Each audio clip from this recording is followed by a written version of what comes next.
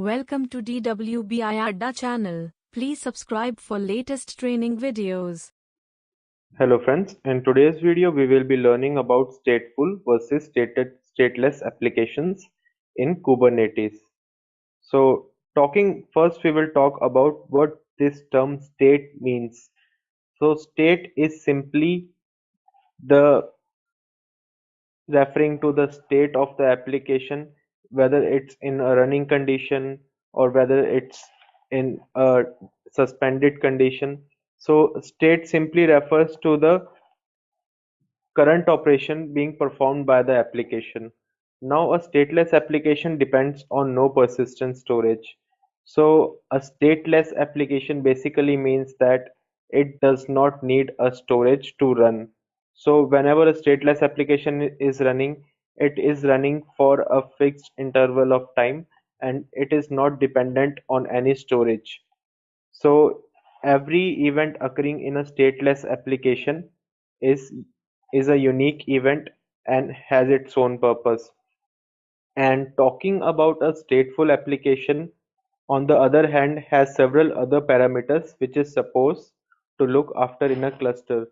So a stateful application has many other parameters involved while it's running. So whenever a stateful application is running, there could be several operations which are being performed at the same times by the application, and the application might also be using some type of storage for that. Now here we have a simple layout of stateless and stateful applications. So talking about the stateless applications, the application with a single function or a service can be simply in a general manner termed as stateless.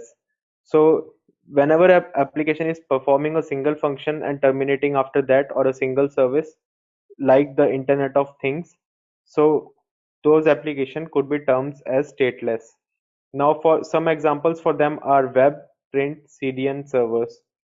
And talking about the stateful applications, there is always some storage involved because there are interdependencies of these applications on the parameters on which they are running. So this could be the transaction solution and the mail server. So the common factor in all these applications is that there is some data which is being stored on the application or on the server, or there is some data or information being fetched by the application. Now to containerize the stateful apps or converting them is a bit unclear and confusing still in today's time, because these two terms are broadly discussed in the same manner. So talking about the stateful containers, statefulness requires persistent storage. So till now we have always assumed that the statefulness is the the main requirement for statefulness is persistent storage. So without storage, the statefulness won't occur. So talking about the containers, can a container be stateful? So earlier there was no provision for persistent storage. So there was no provision for a storage which could be used for the applications running in a container. So without it, statefulness was not possible in the container. Now talking about the stateless containers. Now many applications which are deployed now are existing applications stored in a container. So what these applications do is that in the stateless containers, they are pre-existing application. So we don't need to write them from the scratch from the beginning. We can simply deploy those applications on the stateless containers and simply run those applications. Now companies like Docker and Kubernetes are providing ways of managing both stateless and stateful containers using persistent storage data. So as discussed earlier, these two terms are broadly discussed around the term storage. And whenever we are using a storage, we can use them in both the stateless as well as the stateful containers using different third-party tools like Kubernetes and Docker. Now talking about the stateless containerized microservice app, it helps us in finding the best location to run the container from a resource point of view to maintain high availability. So this line basically means that the stateless application is helping us to find the best resource, to find the best container on which it can run, and it can consume the resource to its fullest. And talking about the stateful containerized cluster, it helps us finding the best location to run the container collection from an overall application needs reflecting storage. So this basically means that whenever we are running an application in a container, so that application sorts to find the location where it can also have some storage options so that it can store some amount of information there. So these are the basic two differences between stateful and stateless containerized applications.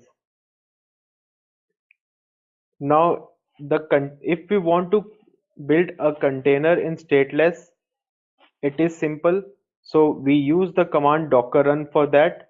But if we want to build a container in stateful, then we have to check many parameters like the network and application primitives, and that the mechanism is able to handle the persistency of the storage. Now talking about stateless service in this layout is simply, we can see that stateless microservice with a separate store. So in a stateless service, there could be a store, there could be a database option, or there won't be a database option. So these are the two possibilities in a stateless service. But in a stateful service, we have a gateway service which is connected to multiple storage options, and they all are linked to each other. So in a way, this microservice is in interaction with this database also and this database also. So stateful microservice within memory data, low latency between business logic and data. So whenever there is some memory or data present here in this DB and this DB also, so the application can simultaneously fetch information from both the DBs. So these are working as a partitions also, which results in low latency. Now the question arises that which is a better deployment option, either it's stateful or stateless. So the answer which we can give depends on the extent of the kind of software that we are deploying and what it needs to do. So let us suppose if we are deploying a software which is running only for a few seconds, or it is a service which has to operate only for a few amount of time, or it has to perform a single function, then we can tend to have a stateless deployment environment. But in case if there are some interdependencies of the application and it needs some storage options, then we can move to stateful. Now the advantage of statelessness is that it is simple. So whenever we are performing a function or running an application which is running for a few seconds of time or performing a single function, then it is pretty simple. But when a application which is dependent on other factors or parameters and we have to manage those factors, then it becomes really difficult. So it may be necessary to store other kinds of stored state data using an independent file system which can remain available if the host shut down. So this is only available in case of the stateful applications. So in case if your stateful application shuts down due to some reason, the other application can simply fetch the same data from the storage source and they can run on their own. So there won't be much loss of the application. So the final answer could be depending on the usage of the user. And that was all for today's video. Thank you.